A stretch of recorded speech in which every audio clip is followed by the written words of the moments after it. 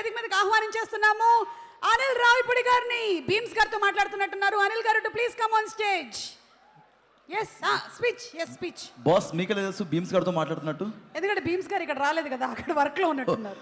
Very good, thank you boss. I'm investigating you know.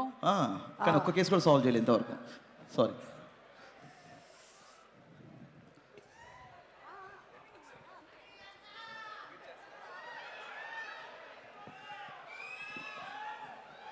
అందరికి నమస్కారం. నేను కాసేపు టైం ఉందిలే అనుకున్నా, టక్కన పిలిచి మైక్ ఇచ్చారు. ఫస్ట్ ఆఫ్ ఆల్ అందరికీ హ్యాపీ న్యూ ఇయర్, అందరికీ అడ్వాన్స్ సంక్రాంతి విషెస్. 9వ సినిమా, సో 8 సినిమాల ప్రయాణం, ఇది 9వ సినిమా. డైరెక్ట్గా మెగాస్టార్ గారు సార్ దగ్గరికి వచ్చి ల్యాండ్ అయ్యాను. ఎప్పటి నుంచో అనుకున్నాం సార్ దగ్గరికి ఫైనల్గా వచ్చి ల్యాండ్ అయ్యాను.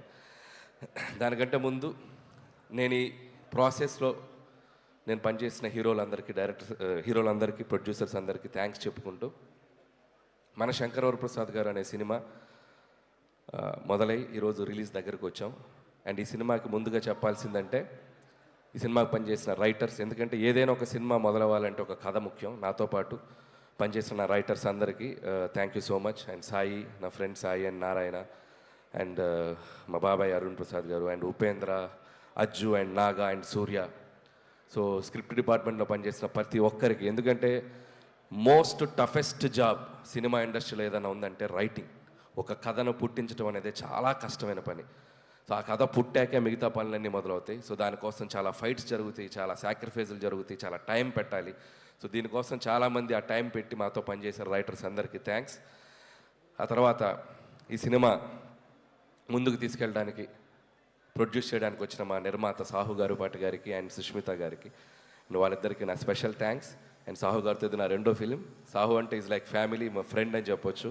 సో అంత బాండింగ్ ఫామ్ అయింది తనకి. అండ్ సుష్మిత గారు, చాలామంది నేను ఎంతోమందిని చూశాను కానీ ఆయన చిరంజీవి గారి డాటర్ అయి ఉండి ఎంత డౌన్ టు ఎర్త్, ఎంత గ్రౌండెడ్, ఎంత ఫ్రెండ్లీగా ఉంటారంటే, and hats off to Sushmita గారు.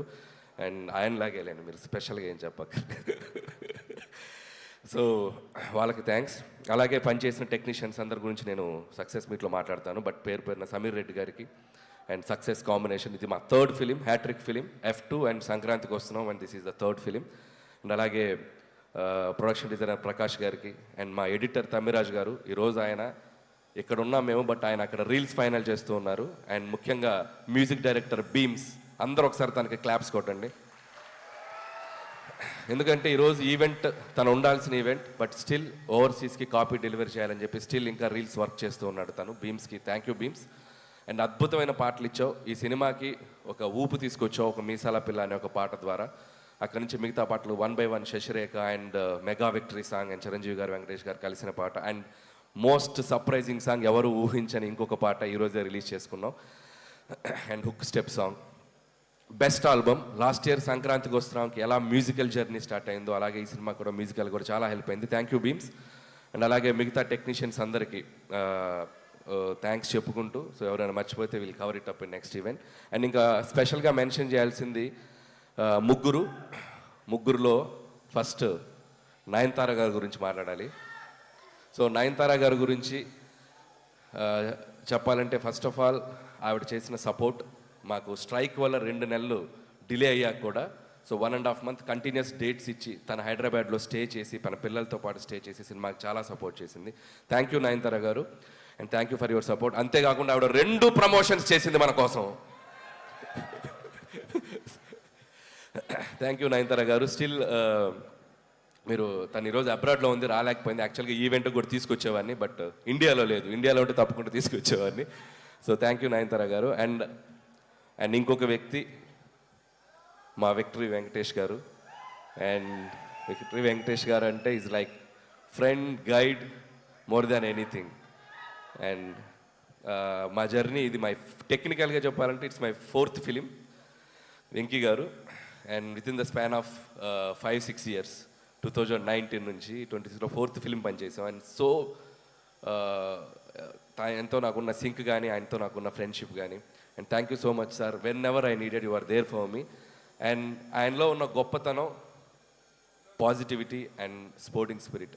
ఇందాకే చూసాం, చిరంజీవి గారి పాటకి చిరంజీవి గారి ముందు ఇద్దరం కలిసి ఎంత ఎనర్జీగా స్టెప్లు వేసామంటే hats off to Venky sir. No one can do that, no one can do that, the only Venky garu can do that. So hats off to sir. ఒక పాజిటివిటీకి ఒక సిగ్నల్ పెడితే 5G అంటే 100G మీ దగ్గరే ఉంటుంది ఆ పాజిటివిటీకి సిగ్నల్. సో అంత great positive attitude and peace of mind మిమ్మల్ని చూసి అలా నేర్చుకోవాలి. So thank you Venky sir. And ఈ సినిమాలో వెంకీ సార్ పాత్ర గురించి చాలామంది చాలా ఎక్సైటెడ్గా చెప్తున్నారు. అండ్ నాకు ఒక అదృష్టం అని చెప్పాలి, నాకు ఈ అవకాశం వచ్చింది.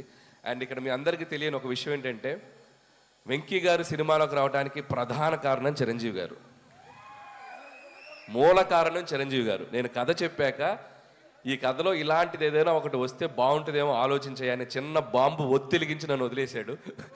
సో ఆ ఒత్తిలిగించాక దాన్ని ఒక బ్లాస్ట్ లాగా చేయగలిగాము స్క్రిప్ట్లో టీం అందరం కలిసి. అండ్ మీ అందరూ ఖచ్చితంగా చిరంజీవి గారి వెంకటేష్ గారి కాంబినేషన్, అండ్ వెంకటేష్ గారు యాజ్ ఈ సినిమాలో Venky Gowda from Karnataka.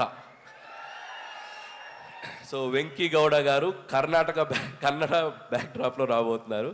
So such a amazing energy and power add చేశారు ఈ సినిమాకి. అండ్ థ్యాంక్స్ టు చిరంజీవి గారు. సో చిరంజీవి గారు కనుక లేకపోతే ఈ కాంబినేషన్ వర్కౌట్ అయ్యేది కాదు. ఎందుకంటే ఇద్దరు స్టార్స్ కలిసి ఒక ఫ్రేమ్లో, ముఖ్యంగా చిరంజీవి గారు వెంకటేష్ గారిని కలిసి చూడాలని ఎంతోమందికి ఎన్నో ఏళ్ళటి డ్రీమ్. అది నాకు కుదిరింది, అది నా అదృష్టం. సో థ్యాంక్స్ టు మా ఇద్దరు హీరోలకి. అండ్ ఇక్కడ ఒక స్పెషల్ మెన్షన్ చేయాలి, వాళ్ళిద్దరి డెసిషన్ తీసుకుంది ఒక మోటో ఉంది. అదేంటంటే తెలుగు ప్రేక్షకులందరికీ ఒక కన్నుల విందు, ఒక ఐ ఫీస్ట్, మన ఇద్దరం కలిపి కనపడాలి, ఒక ఐ ఫీస్ట్ ఇవ్వాలి ఆడియన్స్ కోసం అని చెప్పి వాళ్ళిద్దరు తీసుకునే డెసిషన్. అది రేపొద్దున మీరు థరోగా ఎంజాయ్ చేస్తారు టాప్ టు ఎండ్. నేను మీకు ప్రామిస్ చేస్తున్నాను, వాళ్ళిద్దరి కాంబినేషన్ అనేది మెమరబుల్గా మిగిలిపోద్ది తెలుగు సినిమా చరిత్రలో. అది జస్ట్ చిన్న పార్ట్. వాళ్ళని రిక్వెస్ట్ చేస్తున్నాను, కుదిరితే ఒక ఫుల్ లెంత్ ఎప్పుడైనా ఫ్యూచర్లో ఛాన్స్ ఉంటే. So thank you sir, and thank you Venky sir. And ఇక మెగాస్టార్ చిరంజీవి గారు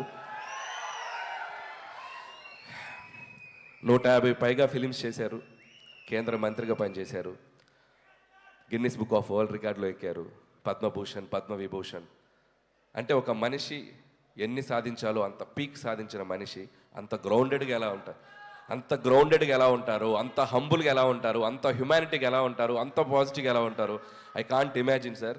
మీతో గడిపిన ఈ 6 months జర్నీ నా లైఫ్లో నేను ఎప్పటికీ మర్చిపోలేను, నా లైఫ్లో మర్చిపోలేను.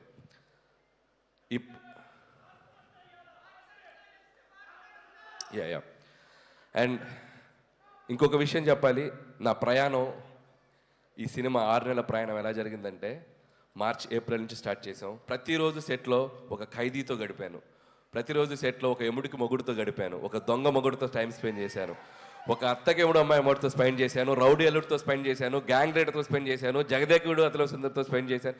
అసలు వాట్ నాట్, హిట్లర్, మాస్టర్, బావగారు బాగున్నారా చూడాలని ఉంది.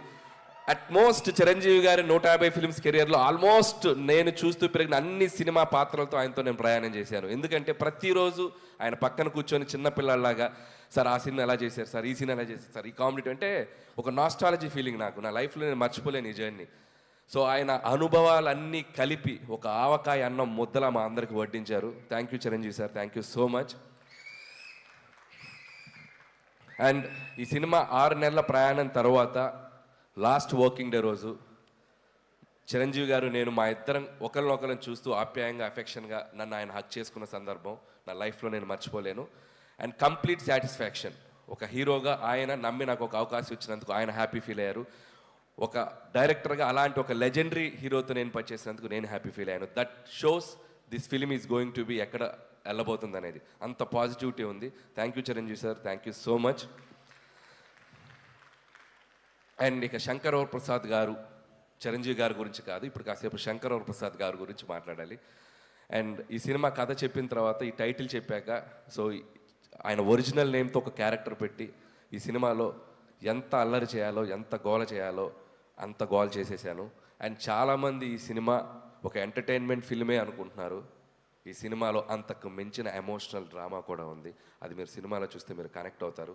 So full meals, comedy, entertainment, అది సెంటిమెంట్, డ్యాన్స్, సాంగ్స్, ఇక విక్టరీ వెంకటేష్ గారు వచ్చాక ఒక అద్భుతమైన అల్లరి అండ్ కంప్లీట్ ప్యాకేజ్ బాగా కుదిరింది.